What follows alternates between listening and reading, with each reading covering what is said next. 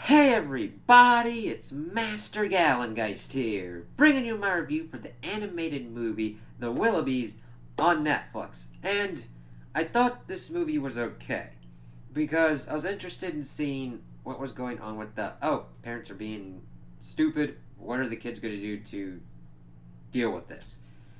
My issue comes into the fact that there's that, and then there's also this Willy Wonka dude in a candy factory thing that gets roped into it, and then trying to make sure that the house isn't getting sold, and then that's brought in. It's just, it needed more connective work to make it not seem like we were shifting gears into that kind of mode and then back to our certain modes, because it's like, all right.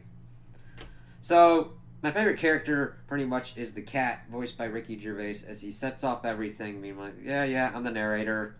What you doing? Suck it kind of shit. And he's saying, like, yeah, we're not looking into a family that's actually functional.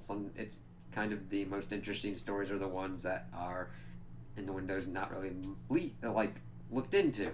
And we are introduced to the Willoughbys as the parental units of the mother and father, who are just absorbed in themselves and are assholes. Also, for some reason, the mother makes yarn out of the father's mustaches. And his mustache suck. Like we see paintings, because these were like globe-trotting, important kind of family, and they're just this weird little house in a giant city. So, they're bopping along, and then they suddenly have a kid named Tim, and they're like, we don't like kids, so, do you, man. And then they proceed to have three more children, Jane and a set of twins, both named Barnaby. How Child Protective Services did not take these kids earlier boggles my mind. But they essentially keep throwing Tim down into the coal bin. I don't know if any of the other kids get thrown into the coal bin, because he's blamed for the others rightfully getting themselves food, because the adults are feeding themselves like some kind of weird meatloaf and shit, and they just take it because they're fucking starving. And then we start going, and we get introduced to this baby. Like, Jane and the twins go out, and was like, what the fuck's this thing? It's a beast. Go around a little bit, and it's another baby. The kid, they get kicked out of the house by the parents until they got rid of the baby. So Jane pretty much follows this rainbow that she saw, and it's coming out of this candy factory, Melanoff's, and they just leave her there and write her name, a name for Ruth, and she gets taken in by the Melanoff dude, and that's about it until it works back around. It's not horrible, and I don't have a real issue with it. It's the execution. I'm like, okay, this is kind of showing that the parents don't really give a shit, and then it just goes that they're like, all right, she wanted to do something to help the kid, and I'm like, yeah, that's a good thing, but she starts calling pretty much an audible, like, just follow the rainbow. I'm like, okay, but you're trespassing on a property and leaving a baby in a candy factory. Granted, that's probably better than being stuck with your parents, alright? But it's not a complete ideal scenario, because you don't know who the Candyman is. Alright? There's a difference between, and the insane Willy Wonka and the Candyman from the horror stories.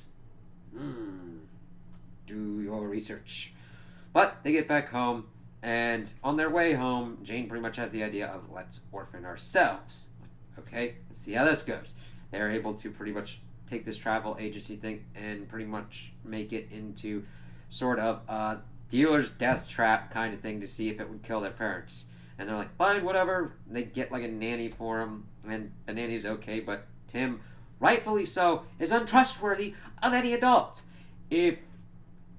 Since he has essentially had to be the wrangler of his brothers and sister, and most of the adult figures in his life have been completely and utterly unreliable, I understand why he questions authority, and questions anything that's like, I don't know you, you're acting nice, fine, but what's your game, nanny? what you'll gain. And he had tried to be like the adult and kind of failed because they had no food. He tried to feed his siblings a lobster from the wall that kind of poofed into dust.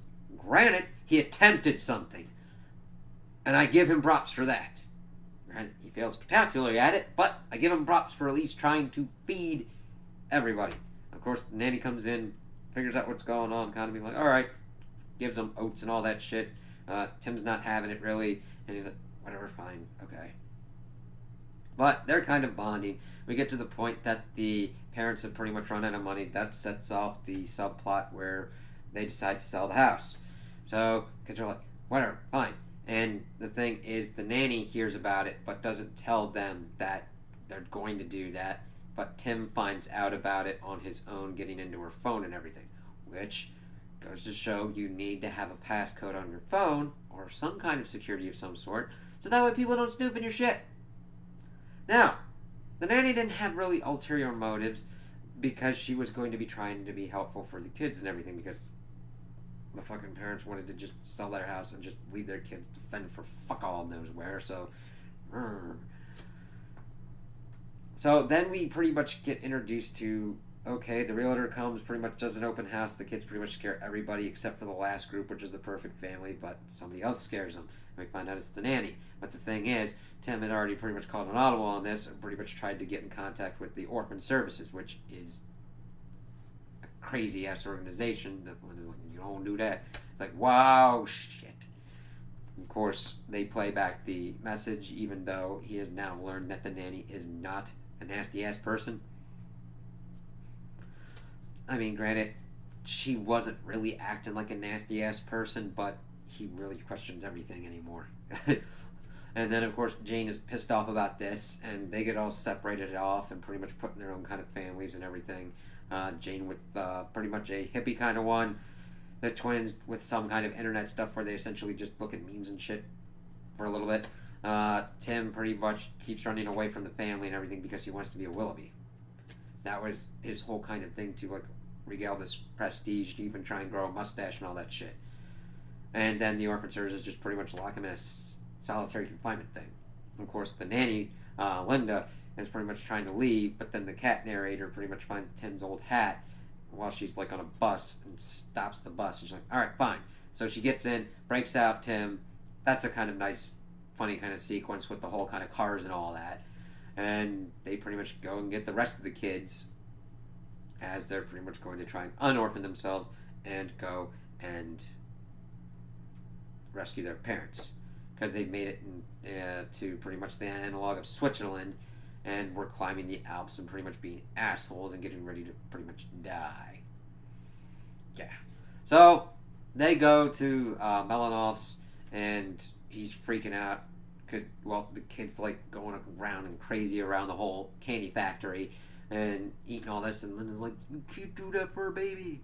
And they're like, alright, fine, I'll help you guys out and everything. And they make a candy dirigible, and the Willoughby children decide to go off and just leave them, not because they don't want help, but it's like, this is our mess, we gotta fix it. It's actually a pretty mature thing to think of.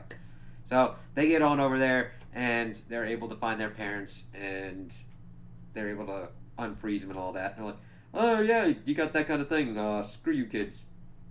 And just jack the shit. It's like, oh, that really fucking sucks. So they're pretty much getting ready to freeze to death on the Alps. But of course, Melanoff and the rest pop on up and help them out and get them out. And like, yay! Alright. So they get all adopted by Melanoff and Linda, and they have good times at the factory.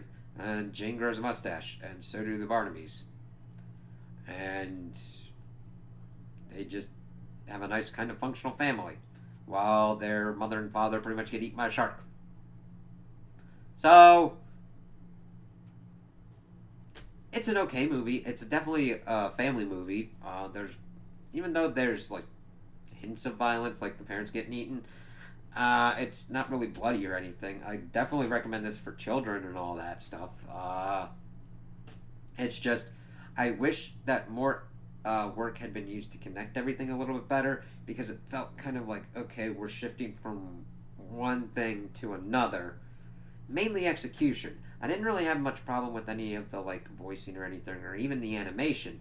I just kind of wanted a little bit more explanation of what the hell was going on with like the hair yarn kind of situation. I don't mind that it's a world where these people have like pretty much yarn hair and shit. It's just I'm like, okay, is that there just for reasons or not? You know what I mean? So it's not the worst thing I've watched. I'm just like, could have been a little bit better in how it was handled because I felt like, okay, we've got the children movie, which would have been cool on its own, the house kind of movie, which would have been alright on its own, and a Willy Wonka thing that could have been fine on its own, and it's all just kind of, it just needed better connective tissue, more cohesive. But if you've got nothing better to watch, it's an enjoyable one. You'll be interested in seeing what the children get into and get through. You'll be like, yeah, I kind of understand why they're working like that. I wish they'd kind of gone a little bit more into that angle of like why Tim has all these issues and everything. And Jane wanted an apology from Tim. They're like, well, they should have kind of apologized to each other. He's had to pretty much try and act like an adult and try and help his siblings out because their parents were completely and utterly neglectful. Now, granted, Jane was not going out of her way to essentially ball bust the motherfucker. It's just when you're both pretty much being tried to be forced into weird little boxes because screw children, you kind of start butting heads and everything. So I kind of wished more of that had been explored and maybe some more stuff had been delved into the Barnabys because we don't see one or the other kind of get their own kind of personality. They still kind of act as a unit, and their main objective throughout most of the movie is to create things like a nanny catapult, the dirigible, other kind of interesting kind of devices that they would need. So I kind of wish they had been explored a little bit more. So if you got some time to kill and need something to watch on Netflix, you could do very much worse than this. And if you've got children, this would definitely be a good one to show for children to like kill about 2 hours. So those are my opinions on the movie. Tell me what you guys think in the comments below. If you liked it, if you didn't like it, if you agree with me, if you disagree with me. Also like and subscribe, and I hope you have a good day.